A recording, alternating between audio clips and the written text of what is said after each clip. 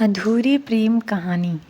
कहानी की शुरुआत एक छोटे से गांव से होती है, जहां सूरज की पहली किरणों के साथ नीला आसमान और हरे भरे खेतों की सुंदरता निखर आती है। यहीं पर रहते थे आर्यन और सिया, बचपन के दोस्त जो एक दूसरे को अपनी जान से भी ज़्यादा प्यार करते थे। आर्यन के लिए सिया उसकी दुनिया थी और सिया के लिए आर्यन उसकी खुशियों का खजाना। एक दिन जब आर्यन और सिया गांव के पास के एक पुराने पीपल के पेड़ के नीचे बैठे थे, सिया ने आर्यन से पूछा, क्या तुम मुझे हमेशा ऐसे ही प्यार करोगे?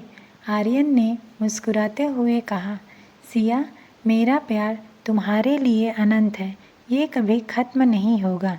सिया के चेहरे पर मुस्कान छा गई और दोनों ने उस पल को मन ही मन संजो लिया। यह उन दिनों में से एक था जब उन्हें पता नहीं था कि उनकी ज़िंदगी एक बनने जा रही है। जैसे जैसे दिन बीतते गए, उनकी प्यार की गहराई बढ़ती गई, परंतु हर प्रेम कहानी की तरह उनकी कहानी में भी एक मोड़ आया। आर्यन के पिता ने उसे शहर जाकर पढ़ाई करने का फैसला किया। आर्यन के लिए यह एक कठिन समय था, लेकिन उसने सिया से वादा किया कि वह जल्दी ही लौट आएगा। यह वादा उनके रिश्ते का एक अहम हिस्सा बन गया और का आरंभ बन गया। आर्यन के जाने के बाद सिया हर रोज़ उस पीपल के पेड़ के नीचे बैठकर उसकी राह देखती रही।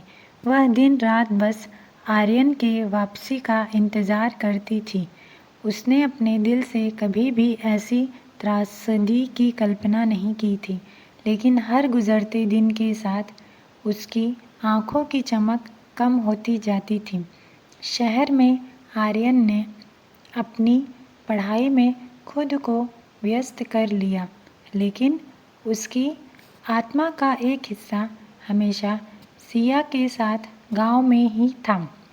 वह हर रोज़ उसे पत्र लिखता, लेकिन एक दिन जवाब नहीं आया। उसने सोचा कि सिया नाराज़ हो गई है, लेकिन वह नहीं जानता था कि सिया के जीवन में एक तूफ़ान आने वाला है। यह तूफ़ान उनकी तकलीफ़ों को और भी गहरा बना देगा। गांव में सिया के माता पिता ने उसकी शादी तय कर दी थी। सिया ने बहुत विरोध किया, लेकिन परिवार के दबाव में आकर उसने अपने प्यार का बलिदान दे दिया। आर्यन को यह खबर बाद में मिली, जब वह गांव लौटने की तैयारी कर रहा था। उसके लिए यह एक सदमे की तरह था, जिसे वह कभी लिखना नहीं चाहता था।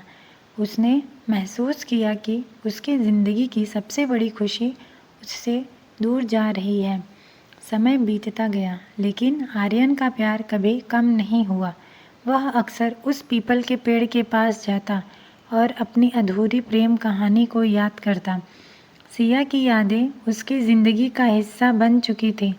वह जानता था कि यह एक अधूरी प्रेम कहानी है, लेकिन उसने कभी हार नहीं मानी।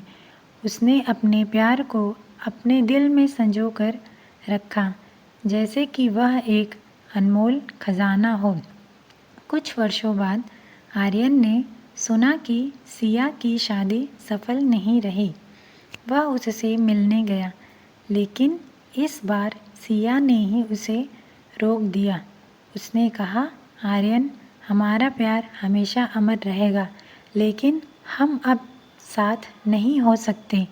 आर्यन ने सिया की आंखों में देखा और कहा, सिया, तुम्हारा प्यार मेरी ज़िंदगी की सबसे बड़ी ताकत है। मैं हमेशा तुम्हारे लिए खुश रहना चाहता हूँ। यह सुनकर सिया की आंखों में आंसू आ गए, लेकिन वह जानती थी कि उनकी प्रेम कहानी का यही अंत था। इस तरह आर्यन और सिया की कहानी एक अधूरी प्रेम कहानी बनकर रह गई, जिसे लोग अधूरी प्रेम कहानी के नाम से जानते हैं। उनका प्यार भले ही अधूरा रह गया हो, लेकिन उनकी यादें हमेशा जीवित रहेगी। यह कहानी बताती है कि सच्चा प्यार कभी खत्म नहीं होता, भले ही परिस्थितियाँ कितनी भी कठिन क्यों न हो।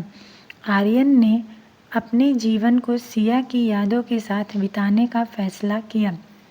उसने उस पीपल के पेड़ के नीचे एक छोटा सा मंदिर बनवाया, जहाँ वह हर रोज आकर सिया के लिए प्रार्थना करता।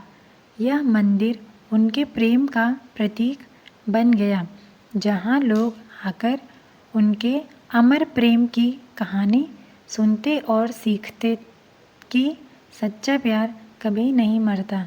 सिया और आर्यन की कहानी यह प्रेरणा बन गई, जो लोगों को सिखाती है कि प्यार की ताकत असीमित होती है। उनकी प्रेम कहानी ने कई दिलों को छुआ और यह साबित किया कि प्रेम की यादें समय की सीमा से परे होती हैं। कहानी का यह अंत सिया और आर्यन के अमर प्रेम की गवाही देता है, जो समय की रेत पर अपनी अमिट छाप छोड़